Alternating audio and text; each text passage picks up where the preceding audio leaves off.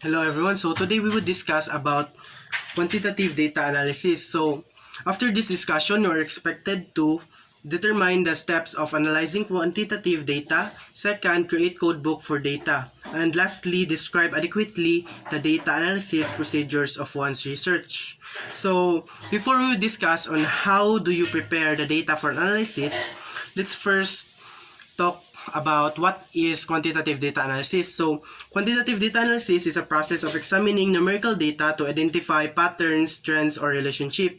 It involves using statistical method to interpret the data and draw meaningful conclusion. This type of analysis is common in research and helps researchers to make objective and measurable assessment based on numerical information. So, quantitative data analysis is the analysis of the numerical data from the research. So to further expand our understanding about the quantitative data analysis, I would give some example. So for example, you would conduct our research in the pandemic. So what does the distance learning that the student prefers? So for example, in the survey that you have conducted, you have given them choice. That is, first choice is modular learning and second is online learning. So when you conducted it, after conducting the research, you have gathered the data. So muna ni katong numerical data. So ipunto nimo ang katong data nimo ay kahuman nimo gihap nimo tanaw nimo kung asa mo daghan nila. So for example, we would say nga out of 100 students na imuhang gi-survey na ay kanang 90% nga ni prefer og online learning, ay kana online learning kay para sa ila kay kuan siguro kanang mas better nila kay naay kanang teacher nga maka-guide compare sa modular learning nga wala gyud maka-guide gyud. So syempre kay katosang panahon na sad kay lisod sa kayo kay dili sad makatabang sa mga parents kay nasad sa trabahoan. Here is the second example of quantitative data analysis. So, let's say you have conducted a survey asking people about their favorite type of music. The responses are qualitative because they are based on personal preferences and can't be measured numerically. You might get answers like rock music, pop music, classical music, and jazz music. So, to turn this into quantitative data, you could categorize the responses and assign a numerical value to each category. For example, you could assign rock music as 1, pop music as 2, and so on. So then after that, you could count the number of responses in each category. This would give you quantitative data that you could analyze statistically. For instance, you might find that 50% respondent prefer rock music, 30% prefer pop music, and 10% prefer classical music. So the survey method that is used here are close-ended survey. So close-ended survey are designed to collect quantitative data as our responses can be easily categorized and counted. This type of survey is commonly used when researcher wants to gather specific information or compares responses across different respondent. So ang reason nga ang gigamit niya kay close-ended survey kay ganahan sa makahibaw sa preference sa tao. Nya ang close-ended survey kay usa sa ka survey nga naga-given na sa kanang respondent ang ilahang kuan answer nila na slight choice ba didto. So example nga ning papilion sila unsay prefer nila color na nay nakabutang red, blue, yellow. So muling gagamit ni siya sa kuan quantitative research sad kay easily naman siya ma-turn good o ganang quantitative data kay pwede man yung butangan sa og value. So later we will discuss about how to put value on the qualitative information. So let's first talk about the example. So here in the example, it is said that the survey is given. So katagan mong survey, ipapili mo og kanang music nga gi-prefer ninyo.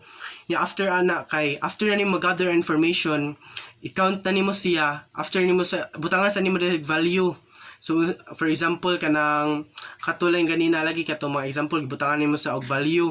After ana i-count nimo siya, makita nimo didto kung pila ka percent, for example out of 100 people nga imuhang gi-survey. So dito may baw-an sa pila ka percent ang ganahan ani nga type nga music, or kanang pila sa kaning ganahan music, or pila sa hindi ganahan niya. So for example mana ka nga 50% ganahan niya, so meaning ana 50% sa kuan dili sa ganahan ani nga kind nga music. So now let's talk about how do you prepare the data for analysis. So in preparing the data for analysis, there are steps that to be followed. So the first step for you will be to organize the data for analysis. So before you ta magasugod o kanang analyze atong data, first ano ni organize na nato siya kay para ang pag-analyze nato na smoothly na lang gud siya ba. Di na ka mag-organize pa mintas mag-organize pa mintas nag-analyze ka sa data. So second is preparing and organizing data for analysis in quantitative research consists of scoring the data and creating a code book. So diri sa katong akong gi-discuss ganina, gisulti diri nga magbutang ka og value. So i-score nimo ang data kung ang information nga imuhang gikuan kay dili sa numerically, so qualitative data siya. Pareha atong ganina, kapareha atong sa close-ended survey. So after you have put value on the data that you have gathered, you would need to create a code book. So I will discuss a little about what is code book, and this will be furthermore discussed in other reporters. So what is code book in quantitative data analysis? So a code book is like a guidebook or manual that help researcher understand and work their data. It contains important information about the variables in the data and how they are coded. Think of it like this. So imagine you have a big puzzle with the different pieces. The code book is like the instruction manual that tells you how to put the puzzle together. It tells you what each pieces represents and how to label them and how to handle any missing pieces. So ang kaning code book very important ni sa quantitative data analysis. Why is it important sa? So kung mag-quantitative data analysis ta, syempre kailangan nato i-analyze ang mga data nato. Ang katong sa ang kaning code book nag-represent siya as a guide nato. So diri makita nato gyud sa nato pag grade sa kanang sa data. Nga usa pa sad gamit kaning code book, especially as a researcher, kay dili man ka na musulti ka researcher kay usara may mo conduct sa research. So for us, especially as student, we are grouped to conduct our research. So it is important that everyone have a guide and know how to analyze the data. And also in a code book, you'll find things like names of the variable like age, gender, what each variable means, and how they are coded, like assigning numbers to different categories. It also includes any special instruction for cleaning or preparing the data before analysis.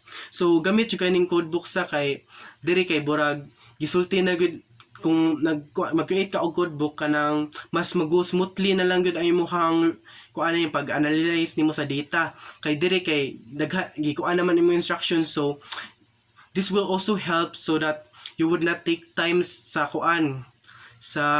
pag-analyze sa data, kay di na ka maglibog na instructions. And also a lot of people can work kay dili na kailangan nga kanang usa-usahon nimo sa explain kung naasay makalimtan saon siya pag-grade sa data. So this is a very important that you would create a code book in analyzing data. So the next tip is determining the type of scores you use. So muni diri na katong type sa imong scores nimo nga imuhang gamiton sa pagbutang nimo sa value sa imuhang data.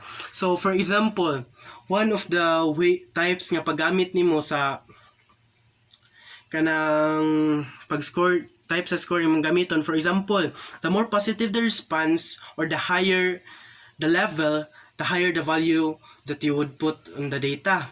So this is just an example of how you would you would put what is the type that you would use to score the data. So easily sa kaysa understand. So next step na ta. So I would discuss a little about why you need to choose a computer program and why is it important. So the computer program is important in conducting a quantitative data analysis because when you are conducting quantitative data analysis, you often have a large amount of data to work with. So using a computer program makes the analysis process much easier and more efficient. So kung magamit og computer program, mas madali ang ato ang pag-analyze sa data. Here is the benefits on using computer program in quantitative data analysis. So the first benefits of it is the data organization. So a computer program helps you organize and manage your data. It allows you to input your data in a structured format, making it easier to handle and analyze. So kung magamit ka og kanang computer program, mas mapadali imuhang kuan nimo kay ma-organize nimo ang imuhang data didto sa kanang computer kanang mas mga program didto nga maka-organize sa imuhang information sa imong data. Also, the second benefits of it is data manipulation. With a computer program, you can easily manipulate and transform your data. You can perform calculation, create new variables, and clean the data by removing errors or outliers. So, data manipulation. So, kung diri ka sa computer, mas dali mo manipulate ang data. And also have kanang sa panana can also calculate sa kung nakakailangan nga i-calculate nimo, for example i-plus nimo ang score or i-times nimo kay mas dali sa computer. Kay kung sa paper mangud ka kung magsikag erase sa data kung aba kay mali nga nabuhat, so hugaw siya nya dili sa ma-finalize nimo kay nam kay eraser. So kung dili ka sa computer, mogamit ka computer program, kanang dali ra nimo sa ma-erase nya di na ka mo di na sa kuansad sa costly kay di na ka mag-print pagbalik bag-o kay na kay mali. O sa another benefit niya kay third benefit kay statistic analysis. So computer program have built-in statistical function that allows you to perform various analysis of your data. You can run descriptive statistic calculation, correlation, conduct regression analysis, and more. This analysis help you to uncover pattern, relationship, and insight in your data. So as I said ganina sa kaning computer program na ay ka na mo help nimo nga mo analyze sa imuhang kuan sa, for example, scores baron sa data nimo. Og fifth kay efficiently and accuracy. So using computer program automates many tasks, saving your time and reducing the chance of manual errors.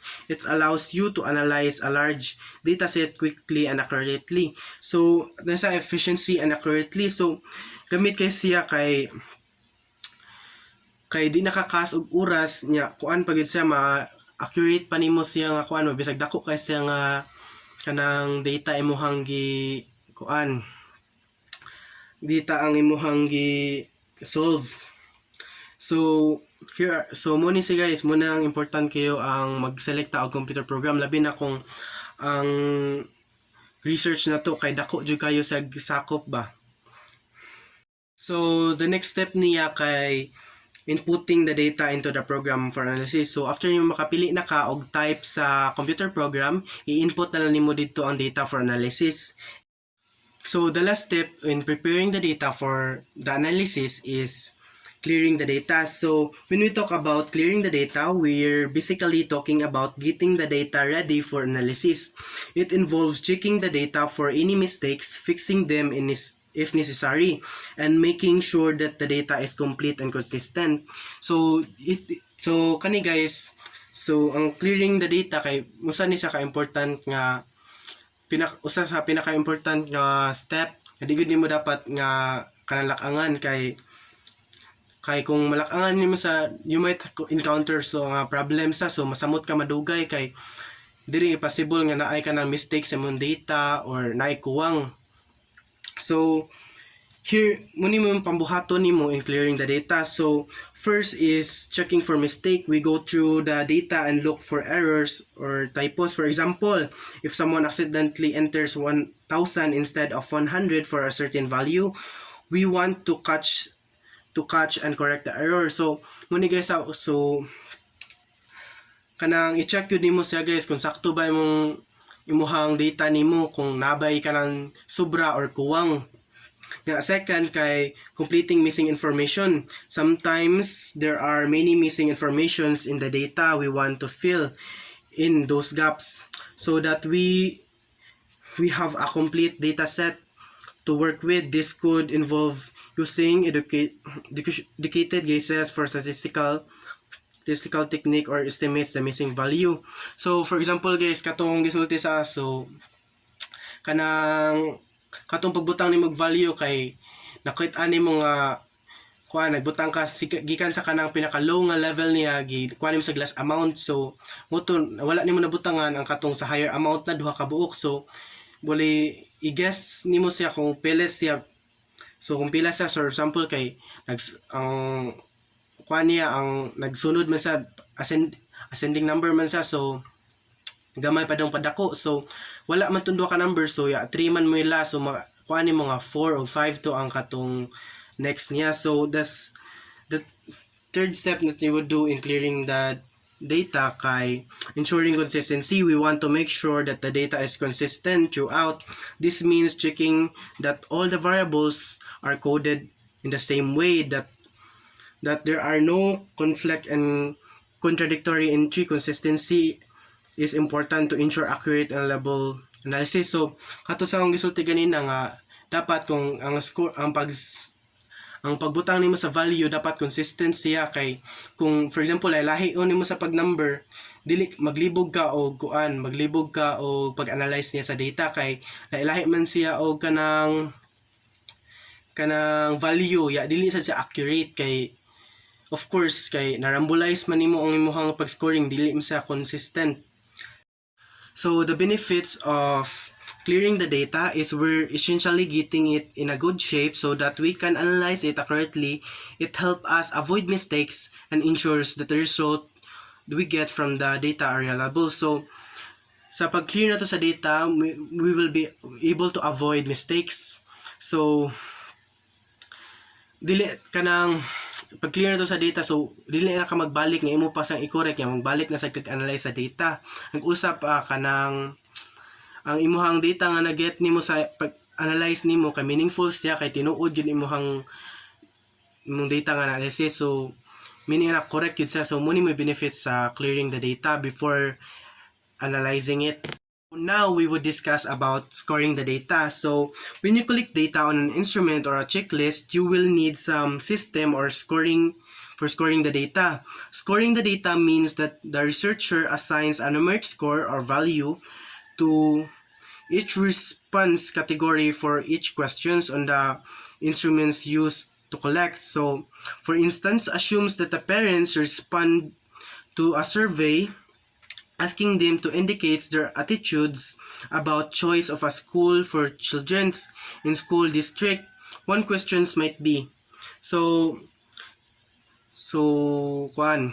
here is the example sa. So please kanang paminaw mo guys kay para makasabot mo. So please check the appropriate response on the statement. So students should be given opportunity to select a school of their choice. So kani guys kay close-ended survey ni siya sa kay gatagan na ka o kanang pilianan sa mong response nimo.